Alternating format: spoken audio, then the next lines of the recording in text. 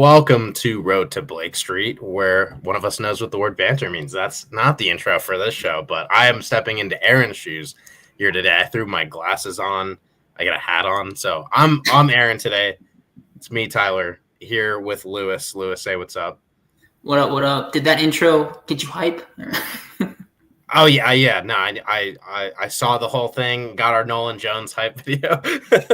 I remember seeing it the last time I was on here. Like you made the hype video and it had Nolan Jones, and then he didn't even play another game for the Rockies. But Nolan Jones in that. We'll have to build some hype without the hype video though, and I think that starts with Zach Veen. And I'm sure the chat's gonna go crazy already here in a sec. Zach Veen called up. He went 5 for 5. Was it last night he went 5 for 5 or was it Friday? Last night 5 for 5. 2 doubles, a home run. He just whipped the ball around. He had 3 with exit velos above 100 miles an hour. So one was like 108.8. So it was just slinging it around the park. Yeah, and I think that was he's up to 12 hits on the season. I mean, his stats so far are pretty nuts. It's been a short amount of time. He's got a homer, 4 doubles, a triple, hitting 387. So, I mean, he torched AAA as well as you can. I mean, that's what we want to see with any top prospect in AAA. We saw it with so many guys in the past, like Ryan McMahon. I remember he hit like 400 at one point in AAA. David Dahl was the same way. So it is kind of encouraging to see that happen. We haven't really seen top prospects just go absolutely nuclear in AAA. Zach Veen has been doing that. He earns the call-up. Jordan Beck gets sent down to AAA. I mean, just overall, what is your reaction to all this? I think we know there's a really good side to this, but what is your just overall take? I mean, it's really fun. Like, I don't know what else to really say about this. It sucks that Beck was kind of like in the crossfire here and wasn't like a Martini or a Mickey, but I'm happy for Veen. He's kind of forced the hand of the front office because 5 for 5 after that spring training, I mean, he's not slowing down. Yeah, and you know, I think there were valid reasons to slow him down at the start. Like, hey, go to AAA, show that you can keep this going for a sustained period. This wasn't really a sustained period. This was a really short amount of time, but the Rockies were like, all right, screw it. Let's turn this thing around. And it's Zach Veen. And yeah, you mentioned Martini and Mickey. I mean, Mickey's the GOAT at this point. That dude, first homer of the season for the Rockies. He's made a few really good defensive plays. I like Mickey being on the roster as that true fourth outfielder.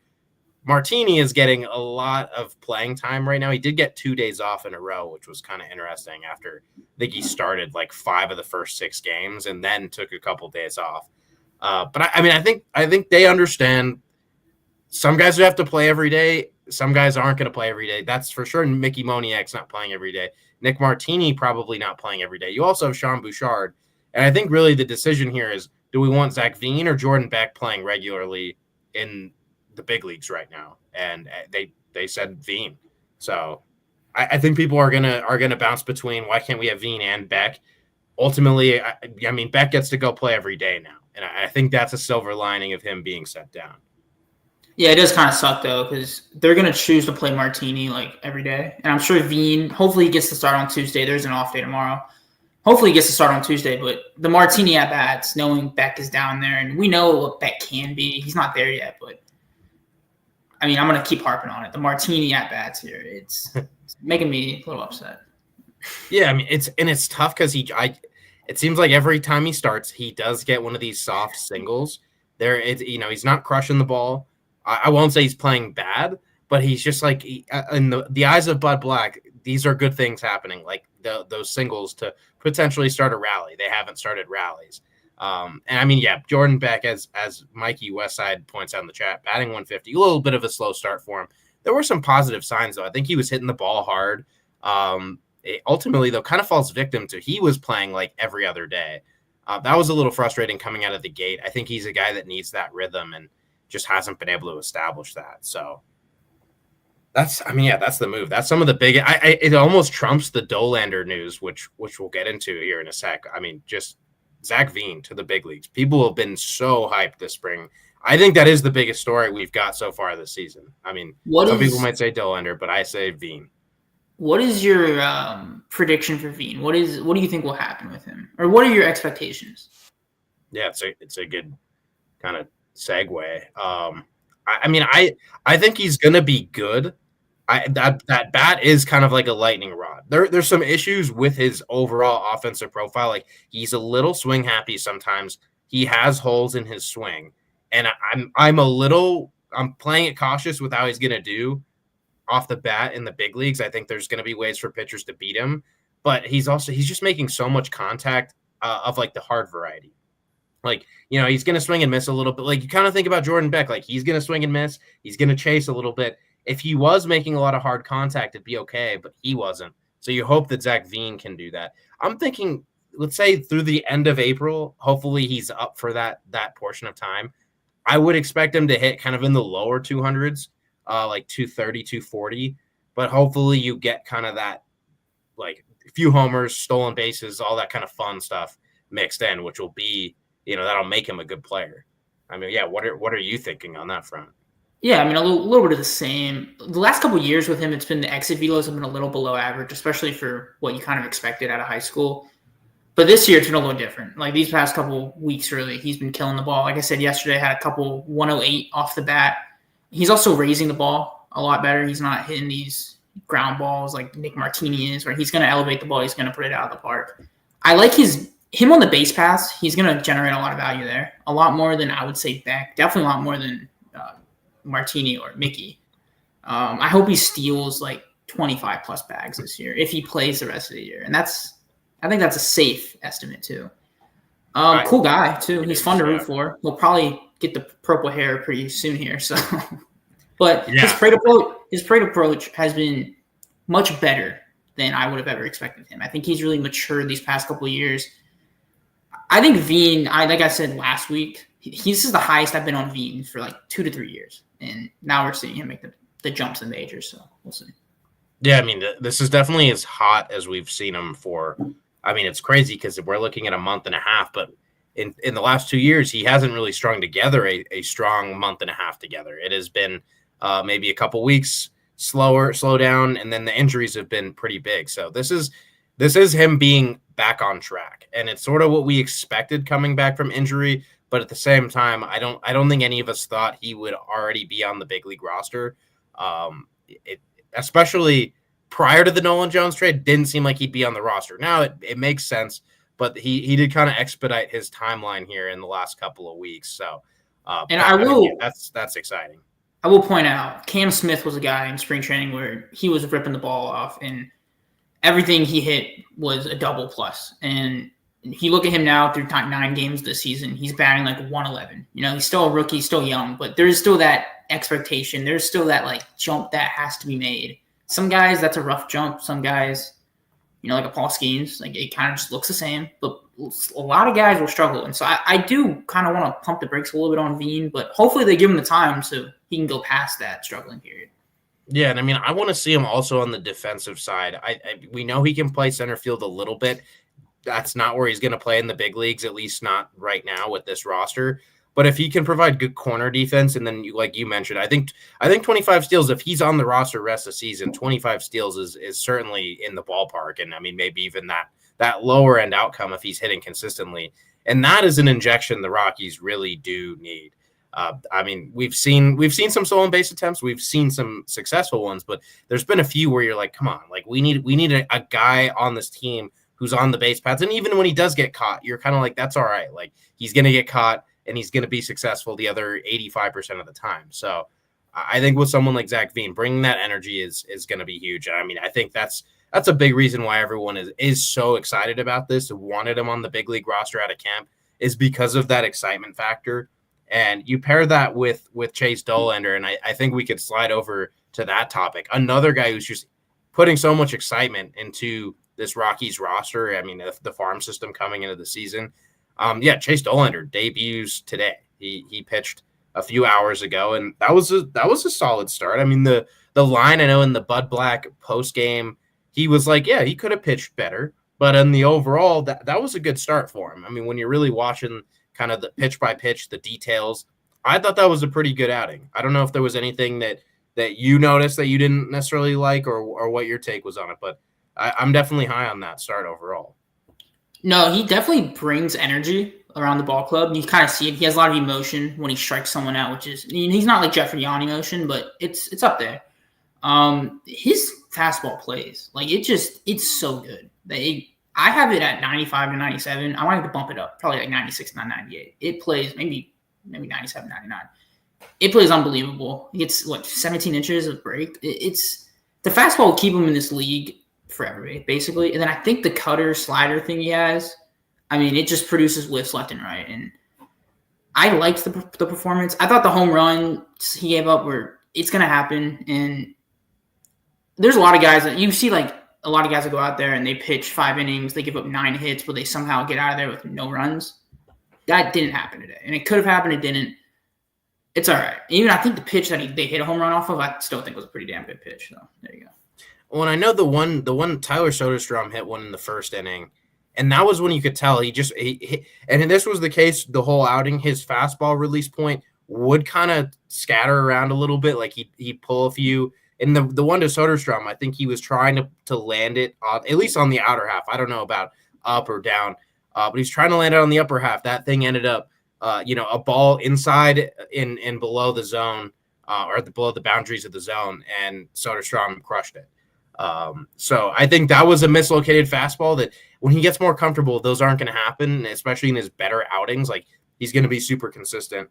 And we saw him for the most part after that first inning. When he missed, it was out of the zone. Like, you don't want to miss and have it be in the zone. It's okay to miss sometimes out of the zone. But I think between that pitch to Soderstrom, that was a 2-run homer. And then there was a ground ball past Tyler Freeman that they wouldn't rule that an error because he was like on the run for the ball. He didn't touch it. But in my opinion, that was error quality. That was a borderline routine play that didn't get made, and that led to another run being scored. So you have two moments in this game you can isolate that, like, if those don't happen, that might have been 6 innings of 2-run ball or even 1-run ball. So just knowing that, and the fact that he didn't even have his best stuff today, like in terms of the feel for the fastball at times, and he still had a good start. Like, that is really, really encouraging. I do think of what we saw in the minor leagues, he was able to get a lot of backdoor stuff going and to kind of like sneak strikes into where it counts. He wasn't able to do that. Like you said, he was off that today, and he kind of fell behind in counts sometimes. I didn't think it was that bad. He only walked 1, right? So like I'll take that. That's one thing I was really worried about is the walking, the high pitch count after like 3 to 4 innings, but we didn't see that. So I would take that as a W. His stuff will play. We saw that. He struck out, was it Jacob Wilson, who hasn't struck out all year? So that's pretty good to have on the resume. Yeah, and I mean, really good call on the backdoor stuff. I think between the 2 breaking balls, I don't know if he backdoors the changeup all that much, but he really just locating any of the breaking stuff in the zone for borderline strikes, that wasn't quite there for him. And again, a good start. Like, it felt like he was just throwing his stuff and guys weren't able to hit it no matter where it was. He also wasn't finessing everyone out of their shoes, which is something, he did in the minor leagues. So I think really the only direction is up. Yeah. And this was, again, this was a really good place to start. And when he wasn't finessing everybody, he had that fastball, which in the minor leagues completely cooked them. And in the MLB will be probably not as dominant, definitely, but still very dominant. Yeah, I think once he got comfortable, that's where you saw there was a Feltner clip where his take on Dollander, like the first thing you notice, fastball comes out of his hand super easy, like and that was the case later in the game. He hit 99 a couple of times, coming out super easy. You could just tell when he threw it, he knew he was going to beat whoever he was throwing it to, and he got a few whiffs on the fastball late in the game. So yeah, that fastball will, like you said it right at the top of this, that fastball will always play and guide him. Like I think we've said a few times, that probably is the best fastball the Rockies have ever seen on their roster. Like, he touched 99 a couple times. It plays anywhere in the zone. Yeah, that thing is really fun to watch. I'm already stoked on his next outing.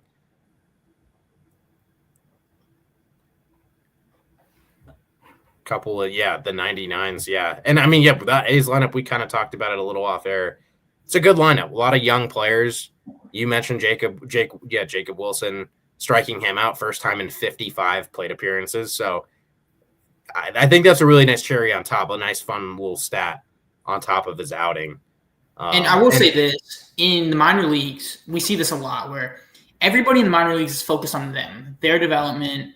How are they going to hit this pitch? How are they going to, how are they going to, attack the strike zone better? In the MLB, it's not about them. It's about you. They're coming to attack you, right? Their scouting reports are way more personal, right? So we see a lot of these prospect with flaws. We're seeing it with Dylan Cruz right now. Can't hit a slider, so that's all they're giving it to him. Where in the minor leagues, it wouldn't be him just getting sliders. It would be him getting whatever the other pitcher wants to work on it, mostly whatever the other pitcher, wants to throw that day, kind of, to, make himself better. So I'm excited to see Dollander because this was not that bad of a start. He looked great. The stuff is there. And same thing with Veen. Like, if Veen has a problem, we're going to see it within the first week. Yeah, I mean, absolutely. So, yeah, that was fantastic. A great way to start kind of this prospect week off, I guess, is what we're seeing. And two of the most exciting prospects now going to be on the Rockies' active roster. And really, if you asked me a couple of weeks ago, and maybe this would have been controversial, like if I thought either of them would have been on the roster in April, I would have said no. And we have both of them on it'll be April 8th when we have both of them officially on the active roster. That's crazy. And that feels a little bit against the grain of the Rockies way. To start the season, it was like, this is very much the Rockies way, like putting Zach Veen in the minors when he probably deserves to be up. And now we really counterbalanced that. And now you've got two guys that they played a little bit more aggressively in terms of Dollander and Veen probably could have used some time in the minors to really build up repetition. And right now we're going to see them get that repetition in the big leagues. So really exciting times ahead for the Rockies. I just don't remember a time like this where you had two top prospects called up within the same week and that were expected to play pretty regularly. And I see in the chat, Rhino asked, will he be playing every day, Zach Veen? And just circle back on Veen a little bit more. I think so for the most part. I don't know that it'll be every day, but I think he's going to play more than Beck will. Like, Beck lost some favor pretty early on with a lack of production offensively. So I think Veen will get every chance to play every day. I mean, I pray they play every day because, I can't harp on it enough. Like, Mickey Moniak might be the first player to ever have like 7 teams do the I can fix them thing. And he's on the team 3 so far. So we'll see how that goes. And then Martini, I don't really have much to say about that, but Veen every day would be great. Like I said, he's versatile. He can play center if Doyle needs an off day. You definitely don't want him in center, especially at Coors. The base running will be electric. Like, he'll be one of those guys. He's probably our best base runner already, right out of the gate. And it's funny because these two are probably two of the most hyped prospects in Rockies history, and they're getting called up 48 hours between each other. Like, there's no other time like this in Rockies history. There's never been a time like this. It's one of a kind. Yeah, and I think a final parallel and point on these guys, just they were both 9th overall picks, and frankly, not necessarily expected to be available to the Rockies when they were selected. Zach Veen was projected to go within the top 6. He slips to 9. The Rockies snag him. Chase Dollander could have been the 1st, 2nd, 3rd overall pick if he had continued his sophomore year production in his junior year. He didn't. He slips to pick 9. The Rockies have these two talents right now that in a different kind of timeline where events played out differently, they might not have either player. And, some of the best talent that we've seen at the big league level, and I think goes to your point, two of the most hyped prospects the Rockies have had in some time. So really fun times ahead for the Rockies. The corresponding move for Dollander, let's kind of jump on that a little bit. Bradley Blaylock option. He's technically still a prospect, I guess. So it definitely, we talk about all the young guys, if they're prospect eligible or not. So Blaylock optioned. I'm a little bummed about that. I thought they were going to send down a middle reliever. Like, Chavy and Vodnik have really, really struggled to start the year. So Blaylock goes to AAA. Not sure what the plan is. Like, they cultivated him through spring training to do long relief. And maybe he's being sent to AAA to start. So I'm not sure what the plan is there. I don't know where he starts in the big leagues. We have now, Austin Gomber at some point will be in the mix again. So I don't know what your take is on that long relief Blaylock situation, but it's interesting. I think he's like the perfect long reliever. And I know we have guys like Anthony Molina that is currently starting in Albuquerque, which he's still young. I'll give him that. But Blaylock, I'm not that high on him. Like, He has a lot of pitches. He can give you like 100 innings a year of, decent baseball. And for the Rockies, that's fine. But I don't mind. I mean, if it's Dollander, that's the call up. I'm fine. But, if I see a guy like, Jeffrey Yon come out before Blaylock, I'd be a little upset. Yeah. Also, because I don't want to do I don't want to lose the bet. So. And yeah, I mean, I think we have to jump into Jeffrey Yon here in a sec. No pun intended on the jump. He got like 6 feet of elevation. But yeah, Bradley Blaylock, we'll see kind of what happens with him. Next steps. Does he start in the Albuquerque rotation? Is he back up soon? The Rockies, I forget who it was in our chat. It was either you or it was Isaac, I'm pretty sure, said, are they going to get some Blaylock innings today and then option him for Dollander? And that is exactly what happened. So that might have been the case today of getting rid of an arm that you're not going to be able to use today, or maybe even you'd be able to use them on Tuesday. But I think getting a fresh arm, keeping fresh arms really around. We saw Vodnik go an inning and 2/3 today, so you kind of get that instead. I think in some parts this was a just played out because of who pitched on which day kind of situation. I don't think it has a lot to do with the feelings on Blaylock, but we'll have to see how that role evolves in AAA and as the season goes on. But yeah, I mean, Jeffrey Yon is taking flight in AAA, literally, and you might be joining him at some point in the near future. For those listening, if you don't remember, we set the line. If Jeffrey Yon gets 30 strikeouts in the majors, which is a little bit of a lofty total, Lewis has to recreate the strikeout celebration on video for the BSB community to enjoy. So we're all hoping for it, besides Lewis, for him to get up to the big leagues, get 30 Ks. He's off to a really good start in AAA, which I wasn't quite expecting. I thought he'd kind of get eaten alive by the AAA environment, but he's logged 5 scoreless innings so far with just 1 hit. Like, Jeffrey Yon is like actually here, and he's here to stay. Yeah, I'm gonna say, like, throwing a baseball is one of those things that like is sneakily like really tiring, especially like the pitch clock now and everything. The fact that this guy, like, he gets up there when he celebrates, like he could be like an Olympic long jumper or something like that. It's quite insane. I have a screenshot on the Blake Street Twitter if you guys want to see that. I don't know how he does it, but like you said, I don't ever root against our players, but he did go in last night for 2 innings. And when I saw that he had 5 strikeouts and no hits allowed, I was like this guy's probably going to get called up pretty soon, I'd imagine. Like, sometime he's probably going to get the call up. I don't know if it's soon. It might have been a little bit of aggressive, but he'll be in purple sometime and not isotope purple. So, I mean, he's just not walking guys, and that's the good thing. Like, you look at Jan's track record, it's like, oh, he's going to walk 3 guys every inning, basically. And he's not doing that. And he hasn't really shown signs of that either. So, like, good for him. Yeah, and 9 strikeouts in 5 innings. So, if we're looking at our betting line here, he would need like 16 innings in the big leagues to get 30 strikeouts. So, I think 16 innings for him is a little bit realistic. So, I mean, if it's like September, yeah. Yeah, that's like a month and a half worth of outings for a relief pitcher. So, Jeffrey on the 30 strikeouts, it's in play. I want to take more time, though, and talk about the rest of the bullpen. Like, usually Albuquerque is like 80% of the pitching innings are not ideal and 20% are good. Right now, it's a lot closer to 50-50, and a lot of that has to do with the bullpen. Few guys struggling, as you'd expect in the PCL.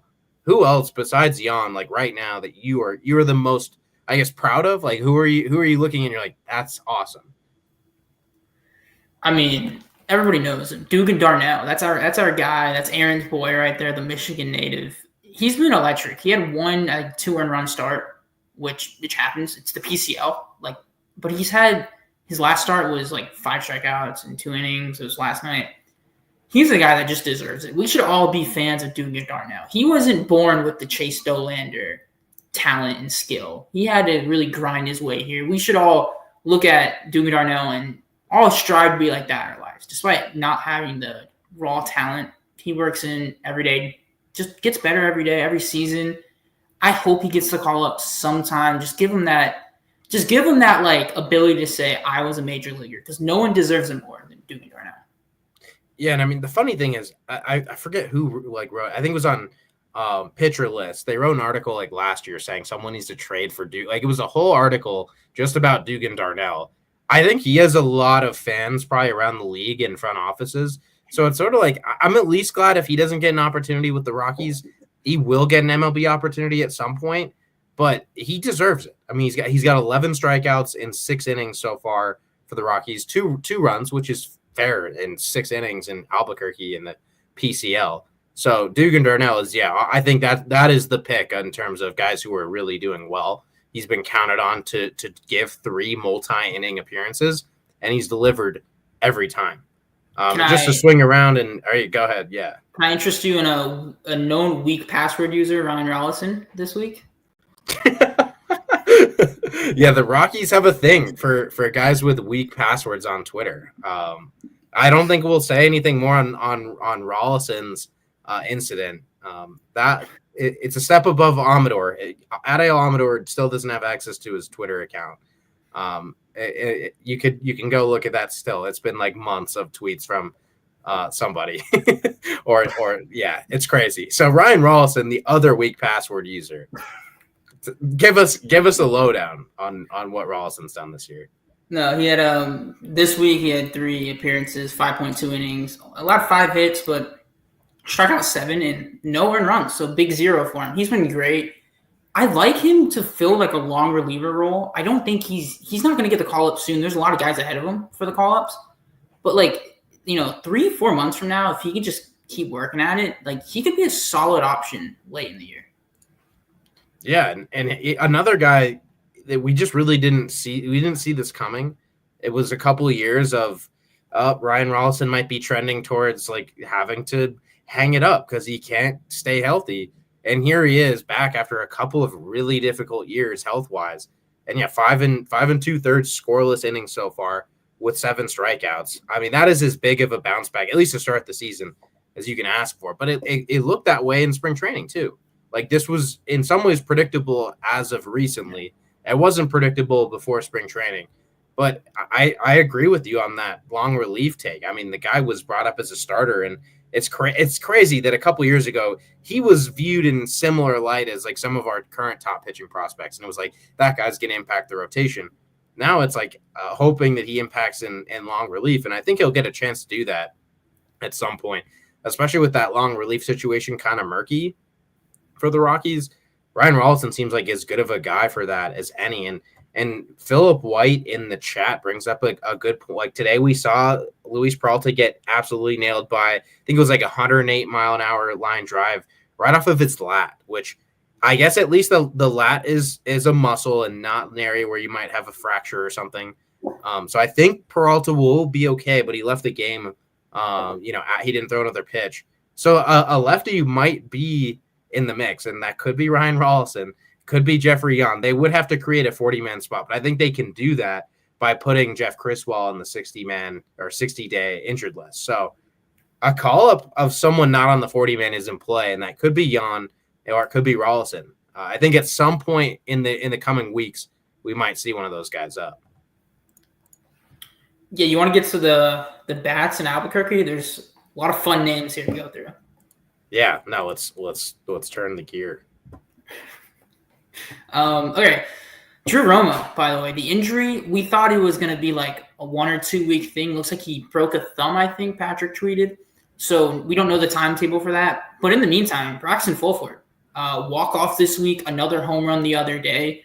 Like, he's kind of filling the role perfectly. I like him behind the backstop defensively. He's a little underrated there. We also have Palma, who isn't underrated defensively. We all know he's elite there. So what are your thoughts on the current catcher problem we have? I mean, it's interesting to see Palma, like he's in this position now where he was put on this AAA roster. You didn't think he was going to get playing time because he's behind Fulford and Romo, and now he does get to play probably 3 times a week. That's just usually how the catching split is gonna kind of trickle down. And yeah, Roniker Palma can play. Like he has a high contact bat, plays good defense. I don't think the upside is ultimately that high, but it's nice to see him get a shot. And then Fulford, I echo what you said. The defense there is solid, and he's been streaky offensively in the minors, and those streaks come with some really, really pronounced peaks. Like he has some moments where you're like, this guy might be a solid big leaguer. And I don't know what's going to happen with the Rockies big league catching situation. Right now, we're happy with what we've got up there. One of the few position groups where we're happy all around around our bases. But Braxton Fulford is in some ways pushing the issue there. Yeah, 3 home runs in the first week. That's a solid pace. wouldn't mind him doing that a couple more times, hitting 3 in a week. Yeah, and it's a good problem to have.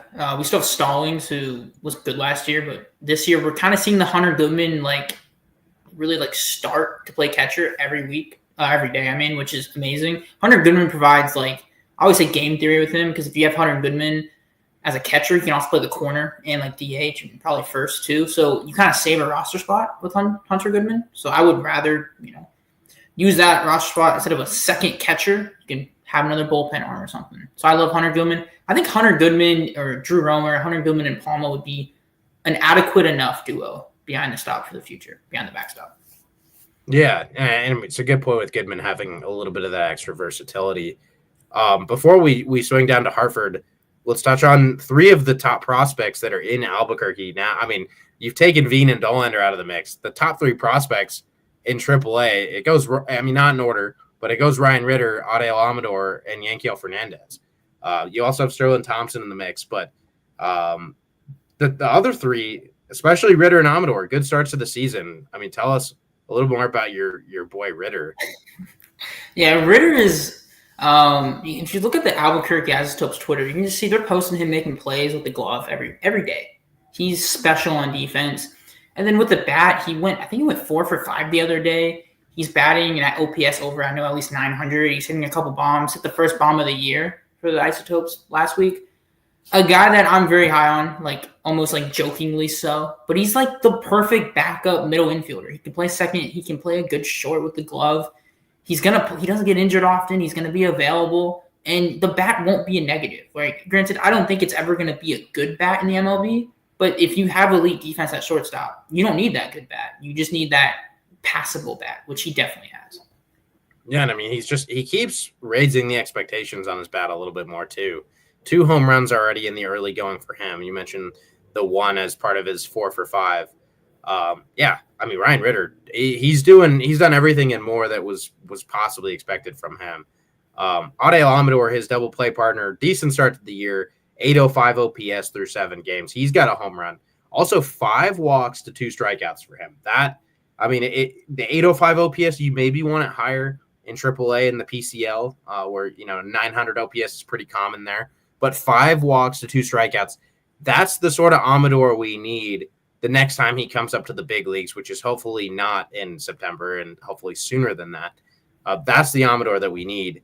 And then whipping around to these other guys. Yanquiel Fernandez, a little bit of a slower start, 645 OPS for him. He did it his first homer today. He's got 4 walks. So we've seen some elements of plate discipline and then the power came through today. But I will say Yanquiel swings at the first pitch every at bat.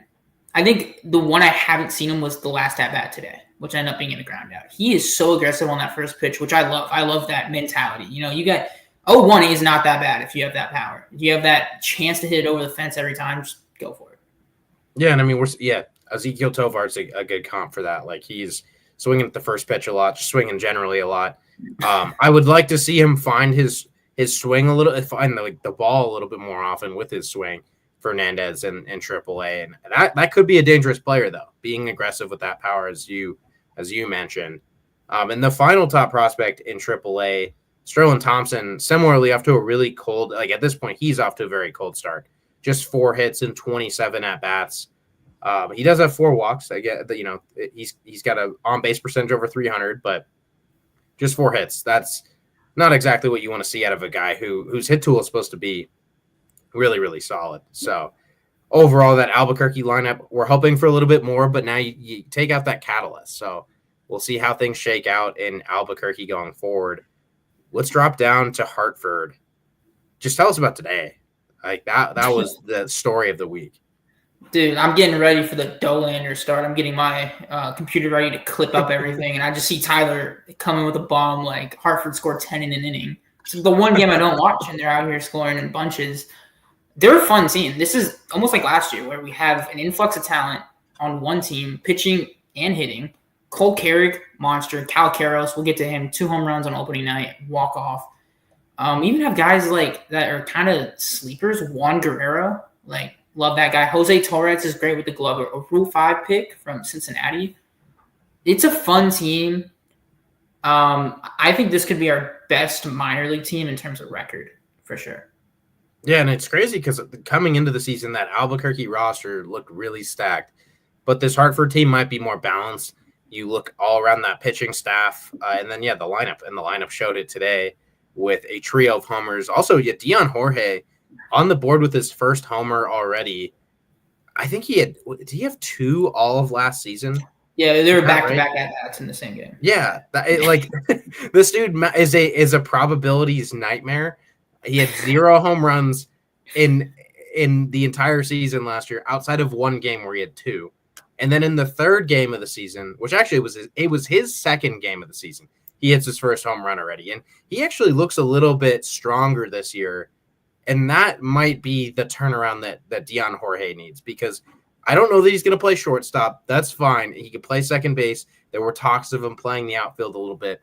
But he has a very well-connected swing. And if he adds some power to that, Dion Jorge can return to being kind of a top prospect again. At one point, he was like trending towards top 15 prospect in the system. Right now, I think he's outside of the BSB top 30s, in the lower parts of the 30s. So this is a chance for Dion Jorge to ascend. And he's got the good lineup support to make that happen. Kerrigan Karros, that is a nightmare 1-2, not in the order, but just 1-2 combo in a lineup. And then the supporting cast in that lineup is really good too. Yeah, with Dion Jorge, the shortstop thing is definitely not there. Defensively, especially last year, he struggled. A lot of errors. That's fine. Second base is a position for a reason, and he can probably play that. But like you said, if he gets the power going, he could definitely skyrocket right up prospect boards. Yeah, and another guy to homer today, Benny Montgomery, which let's take a little time there. It's been a slow start to the season for him, basically right at 600 OPS-wise in 13 at-bats, 1 homer, 1 walk, and 8 strikeouts in his 13 at-bats. It's not, we don't have enough to be truly reacting, but kind of where are you at with Benny Montgomery as the season's about to hit its stride? I mean, everybody seems to have an opinion on Benny Montgomery. I know Aaron doesn't really seem to like his chances of becoming a big leaguer. I don't know. I think he's house money at this point. He's almost forgotten, and we know the issues with the swing, the issues with the injuries too. So at this point, if we get anything from Benny, that's fine by me. Yeah, I think that is fair. At this point, the expectations are not there for a top 10 pick in the MLB draft. So you are, I think, the way you put it, playing with house money is a good way to think about it. There's no reliance on Benny Montgomery to become a good MLB player. It would be a little bit of a confidence boost that this like player development staff is onto something if they're able to take Benny Montgomery and make him a successful player in the upper minors. I mean, just seeing that clip of him hitting a homer today, even, I'm kind of like, whoa, like that's just not a swing that you see much in pro ball. Just with that's something, and I don't want to get too down on him. That's a swing you see, like there's like the perfect game accounts on every state, and they post kids at all these showcases, and it's like, dang, that kid really paid like $500 to be at that showcase today. That's kind of the vibe I'm getting from that swing, and I hate to be such a rude. But it's been the same thing for 5 years. It's been this swing. You got to fix this swing, and then nothing's happened.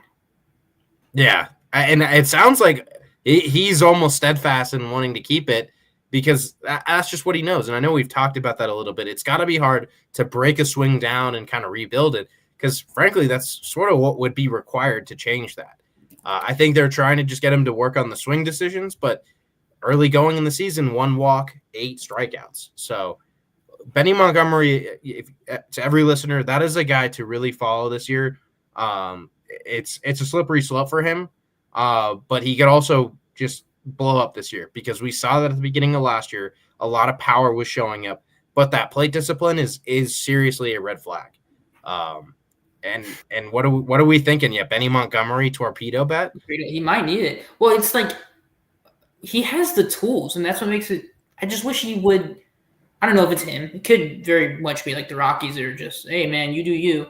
But like it's the hitch in the swing, it's the swing decisions. But he has the tools. Like if he just put it together. I know Aaron said he's super athletic. Although I put out there like every minor league system has really athletic outfielders that have tools, but like aren't going to put it together, and that could just be Benny. Yeah, I mean, there seems to be guys like that in every draft class where it's like, oh, he's got a 60 across the board, except for his hit tools of 40, and those guys are not usually very successful as they climb the minor league ladder. So, don't want to be putting all the bad vibes out there for Benny Montgomery, but we're looking for a turnaround quickly. Otherwise, it's gonna be kind of a time of selling out on Benny a little bit. Let's try to turn to something a little more positive on that Hartford roster. I think Gabe Hughes is one of the most positive stories in the minor leagues for the Rockies right now. Like, what did you think of that start? I mean, I think it speaks for itself, but what did you think? Yeah, I thought he looked great. Wasn't like 47 pitches or something like that. So it wasn't. Yeah. It was like just a little dip in the season. We saw that with a lot of the injury guys. Jackson Cox only threw like 49 pitches. So they're definitely trying to play it safe. Hughes, I think Hughes is great as like a back end of the starting guy, and we saw that in Hartford. Like this guy, he has great command of all of his pitches. A lot of people like his extension. It'll play. I don't think he's ever going to be an ace quality or ever even be like proposed as that, but he's a good 4 to 5. And the Rockies, we need those because injuries happen. The best teams in baseball have multiple 4 to 5 starters that they can depend on. Whether that's in the bullpen, they put him there, or in AAA. So yeah, no, I like his odds of making the Rockies. Probably not this year, but in the future for sure. I think he'll be in purple. And a interesting point though on that is that he will be Rule 5 eligible after this season. So he's a guy very, very like I would put 99.5% odds that he's added to the 40-man roster. If he absolutely tanks the rest of the season, maybe the Rockies hope no one picks him up like that, but he's going to be added to the 40-man in all likelihood. So maybe the Rockies do what they did with Drew Romo last year and a couple other guys and kind of speed that process up and get him to the big leagues a little.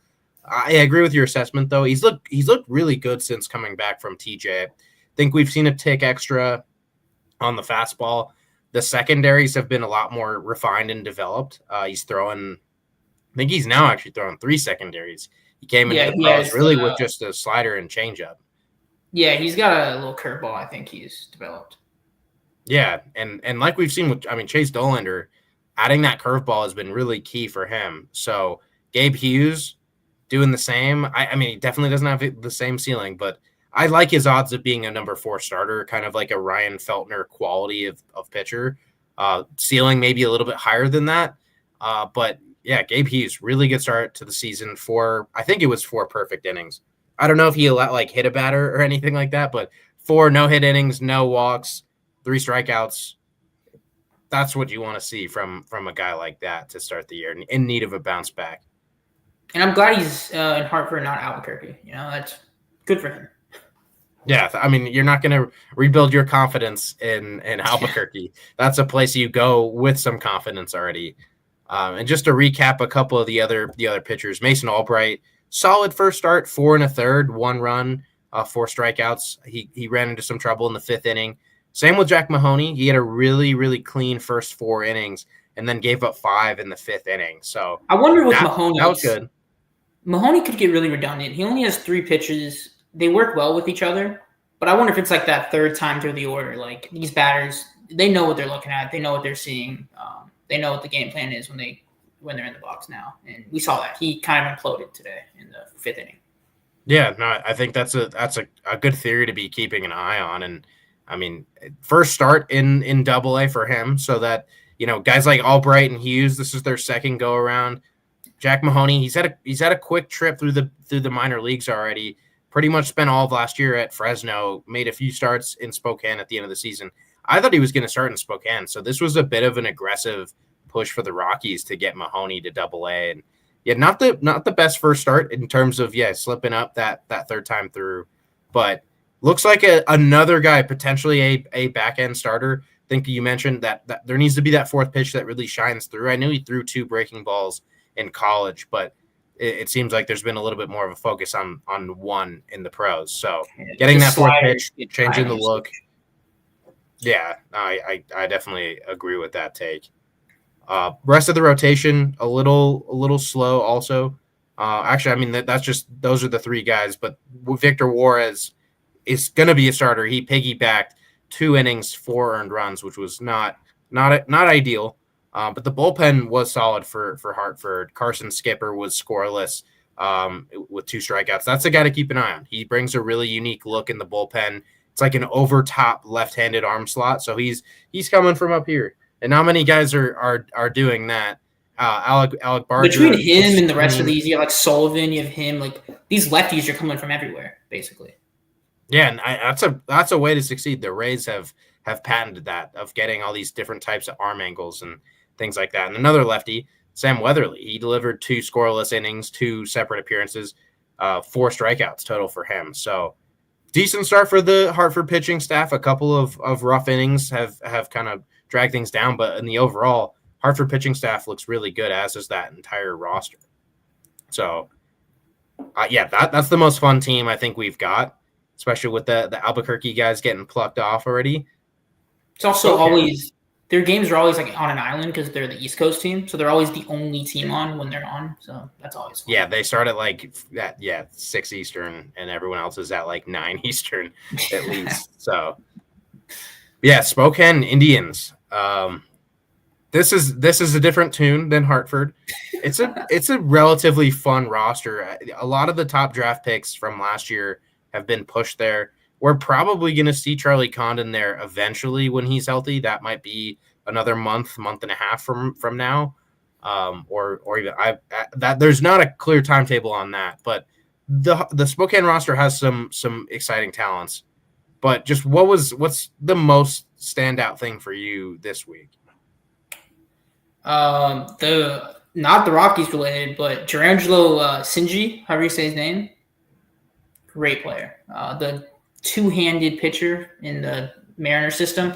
But to get back to the Rockies, I'm gonna go to one of my guys, Andy Perez. Looks great. 5 hits, totally was probably the best player on offense. They had 13 hits all series. This was not a positive series for them. Perez had 5 of them, all singles, so it wasn't really showing the power, but we'll take that. The offense was very rough, so we'll take what we can get right now. And he also scored 3 of the team's 6 runs. And today, 2 of those runs were via solo home runs. So Andy Perez kind of becoming the producer on that offensive side. But we did see, home runs, as I mentioned, 2 today. 1 for Jared Thomas and 1 for Aiden Longwell. And those are going to be guys tasked with carrying a really big load for this offense. You also have Cole Messina, the 3rd-round pick, the catcher with Spokane. And then again, Charlie Condon probably joining this team at some point early this season. But Jared Thomas and Aiden Longwell, those guys are going to be tasked with a huge piece of the run production. Andy Perez is going to get on base and he's going to score. But Thomas and Longwell, those are hitters who are going to be in the middle of the lineup scoring Perez. So you have to remember that Spokane, the first 2 months, it's going to be a hitter's nightmare. It's going to be cold. It's going to be the ball is not going to fly because it's cold, and you just got to remember that. Even like Cole Karros last year struggled in the beginning, so keep that in mind. Yeah, I mean, I'm at this point, I'm becoming not a fan of the Spokane games because it seems like even late in the season it circles back the same way. Where other than Kerrigan and Karros last year, there was not a ton of offensive positivity going on, and then all the draft guys came in and shredded. Like the draft guys got shredded. Messina and Condon shredded. Like they did not hold up there, and a lot of that has to do with the hitting environment. Less so the talent level that they have to face. It's a tough place to go hit. It is cold the weather, most aesthetically all that. Unique league, the Northwest League. Like some stadiums are in literally the middle of nowhere. Like the outfield behind the outfield is just grass. Some of them are like in the middle of like a town, and it's just insane. I don't want to say it's like backyard baseball, but it's kind of what it is up there in the Northwest League. It's just not really. It's unlike anything we have, especially the Eastern League, the PCL, and the California League are all very wild. So No, it's kind of like the Midwest, how I imagine a lot of those towns out there, and you've got pretty substantial pro baseball up there. And it's funny because we talked to Tyler Birch, who's from that region recently, like just about baseball up there, and just I think most people do not associate the Northwest with baseball. Like Washington is great. I mean, Washington's one of the biggest states in the country, has a lot of kids. Otherwise, you think of Idaho, Montana. Like Eastern Washington, like there's just not a whole lot going on there. But you have a whole minor league baseball league there. So yeah, it is definitely funny. Yeah. I think it's the smallest minor league too. So. Yeah, no, I thought how many teams is it? Just 6? 6. Yeah, they really get to know each other. Like they play like 30 times all of them. So. And I don't think there's a whole lot of actual like MLB divisional lineup there. I think it's a little bit spread out in terms of the representation that you're getting in the Northwest. Yeah. I think Angels, the Giants are up there. The Mariners. So yeah, I know Vancouver is going to be Toronto. So yeah, you definitely have some weird ones. Yeah, and so just it's you got almost it's kind of like the Field of Dreams field. That's sort of what it looks like to your point. Not a fun place to hit. Pitching wise though, decent start for the Spokane Indians. And the big name this week, Alberto Pacheco, who's gotten a lot of hype in recent, I mean, really the last year. There's a whole like article on him on Rockies.com they had written on like one of their blogs. And he comes out today, 5 innings, 7 strikeouts, no earned runs, just 1 hit. Like that was some dominant ball. I think he was a guy who was Rule 5 eligible this offseason and, unlikely to be added to the 40-man, but going towards next year, Alberto Pacheco might be a guy that the Rockies are considering adding to the 40-man roster. Yeah, he's been just solid these past couple weeks. Years. I mean, last year made the jump up to Spokane at the end of the year, pitched very well in the 3 starts. I mean, starts this year with an amazing gem of a start. Today was probably the best performance we've seen for all the minor leagues. So there you go. I like Pacheco. I'm really high on him. Especially, I've talked about it. Me and Isaac talked about it before this pod was live. Our minor league system, it dries up very quickly after Hartford. There's a lot of, especially with the injuries. We'll get to more injuries later, but there's not much going on. And unlike last year when we had Carrick and Karros down here, and Dollander was down here too last year. So we just we need just somebody to come out here and really prove themselves, and Pacheco could be that guy. Yeah, and I think to keep these levels strong for the Rockies, they're going to need better international development. And I mean, Pacheco is one of those guys that's shining through. A couple of other international players that have reached this level and pretty good first outing for them. Wellington Herrera, he's kind of repeating high A. He pitched there most of last season. He was split between Fresno and Spokane. He got 5 outs this week.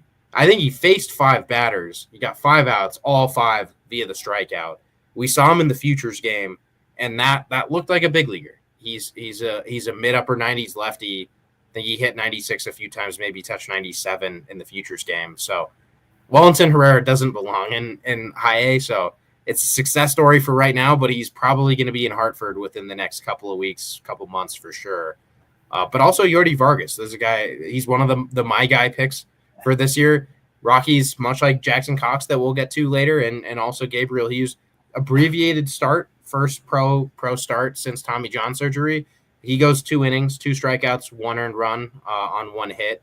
So good to see Vargas back on the hill. I think between Pacheco, Herrera, and Vargas, those are probably the 3 best pitchers on this roster right now. But it's an overall, they have a decent pitching staff, and I'm looking forward to seeing more innings get accumulated.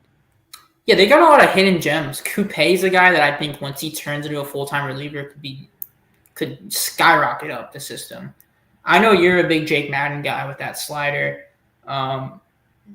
K. Denton, friend of the pod. So there's even the bullpen. This almost reminds me of like last year's bullpen. We had like Agnos and Skipper. Kind of the same, where it's a lot of guys that I think could really fly up the system and be, potential future Arm Barn members. Yeah, and I mean, they're going to probably support a Hartford Yard Goats playoff push again this year. This is the Hartford Yard Goats farm team the Spokane Indians. And then one other mention is Mike Prosecki, who had a rough year last year with some injuries. One of Aaron's my guy picks. He went 3 innings this week, picked up 5 Ks, which that's a nice figure in 3 innings. Did give up 2 earned runs on 4 hits, so he's got to clean some things up. But it was a good return to form for Prosecki a little bit, getting all those strikeouts. Yeah, Spokane. This was a tough week on the offensive side. We mentioned the climate and the environment that they're playing in. Yeah, just 13 hits, 6 runs in 3 games, much like the MLB Rockies. To start Do you want to talk about rough weeks offensively? Because down in Fresno, yeah, it was a little worse. Just when you didn't think, yeah, it could get any lower. Yeah, tell us a little bit more about the offense in Fresno. Yeah, 1 home run so far this year. 3 games, so not a big sample size, but 11 hits so far. 1 extra base hit was a home run by Tommy Hopfe, Fresno State alum. 2-1 though, so there's that. They're 2-1. They won the series with only 11 hits. A lot of small ball. Most of their hits were in the first game. I think they had 8 in the first game, and then today they had a big 0. They got no hit today, and they had 1 base runner today. I will say though, I think it was Hidalgo was their base runner, stole 2 bases. So I'll give him that. He was productive on the bases when he got there. Yeah, I'm excited for some of the younger players on the team. Like you got Robert Kalaz, who we only saw him in 1 game.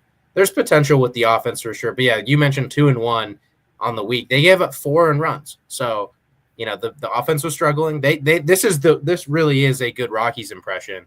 The starting rotation, really the whole pitching staff is doing the bullpen for the Rockies not doing great, but whole Fresno pitching staff excellent this week.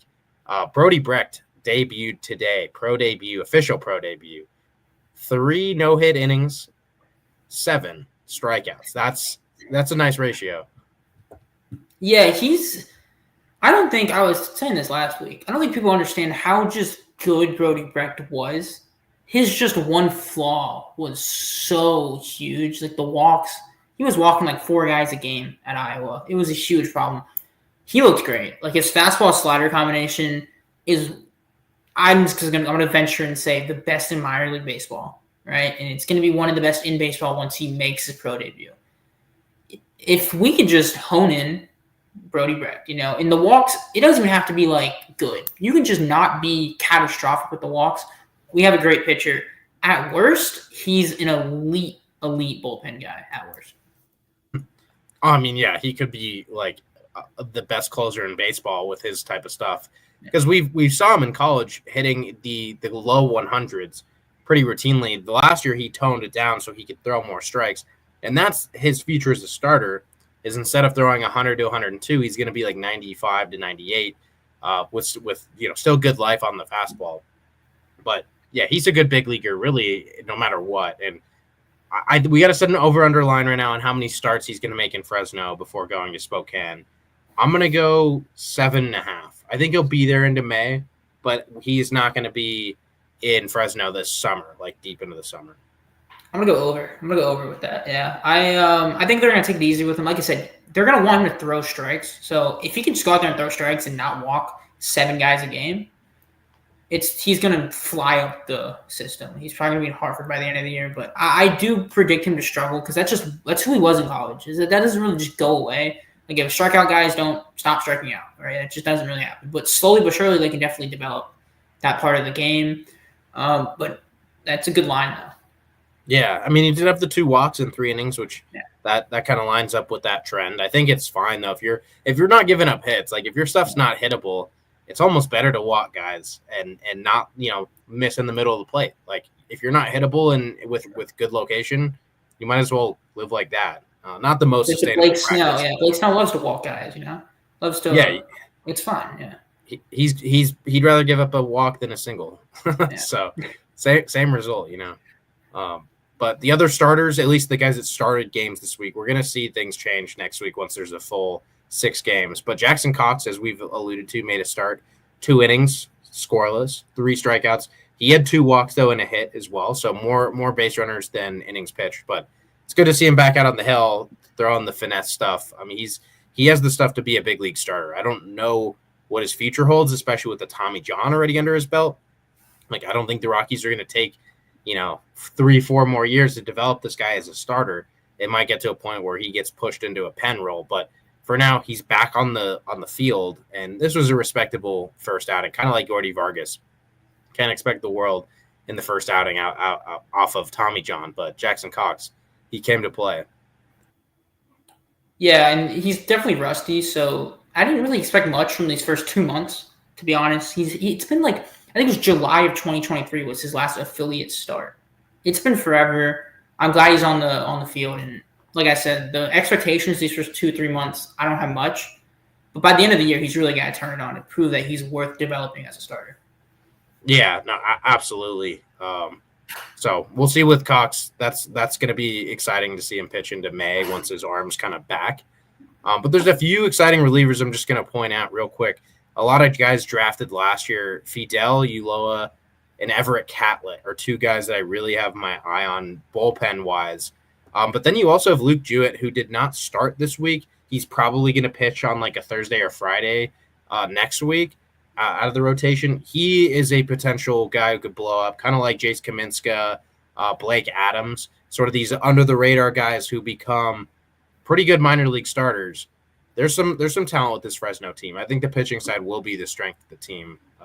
That we can say that at least. And then Callis hasn't played these last 2 games. I'm gonna see if I can get in contact with someone from Fresno just to see. Like, I don't know if you remember this, but when he was in the ACL last year and was just killing the ball, he had like a week where he got benched or he didn't play, and I don't think it was injury related. Do you remember this last year? I mean, I know for sure there was that pause in play, and who knows exactly what the reason was. That definitely did happen. So we'll see. There was nothing in the Fresno game notes that said it was an injury. Normally, they're really good about that stuff. They're usually before like any of us get it. So hopefully, it's the best case scenario and just a couple off days. Yeah, and he stubbed his toe or something. I don't know. But some type of for like one of those funny incidents where you hear the injury report and you're like, oh, bathtub. Like Freddie Freeman had like a bathtub incident recently. Why don't you just lie? Like, I don't understand. Like, I would not like shower incident. I'm not letting that. No, yeah, One last year though, the broken esophagus. Oh yeah, it's in the same family, same family of injuries. Yeah, it was really serious. I'm glad he's back. Glad he's okay. But it's funny to see, like, as a baseball fan, like, how did that happen? But, yeah, it is one of a kind.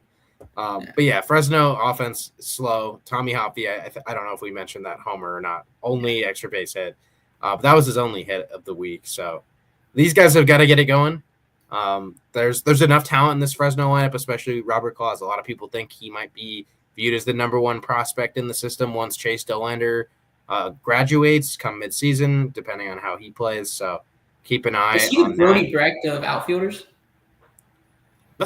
I think that's a decent take. I think less strikeouts potentially than Brecht walks, like relative to the average, but it is that like boomer bust type of guy. Ceiling to become an all-star, but also the floor of not playing the role you're playing right now. So they have 2 of the most talented players in the system on their team in Fresno. So keep an eye on those games. Bad week offensively, but some things to be watching still. You got anything else for the good of the cause here? I don't think I do. Fun week. Good week for us. Everybody follow Blake Street Banner. Thank you for 2,900 followers. Got there very quickly out of nowhere. So, yeah. Tomorrow's an off day for everything, which sucks. So, yeah. No Rockies or minor league. I'm not a fan of that. But I remember I once tweeted that, and Patrick was like, "Yeah, poor you. You have to talk to your family." I was like, yeah, I haven't really been. This has been a really nice way to not do things for a couple of days. To be like, all right, baseball's top of mind right now. Baseball is like the perfect. This might be a diss to baseball, but it's like the perfect sport to do like while you're doing homework or something. Just like as on in the background. So. You can't tune into every single game 100%. So, it's fair. But, yeah, a lot of exciting things. Dollander debut, Zach Veen called up. So, we'll leave it there. And go Rocks in the minor league affiliates. Woo!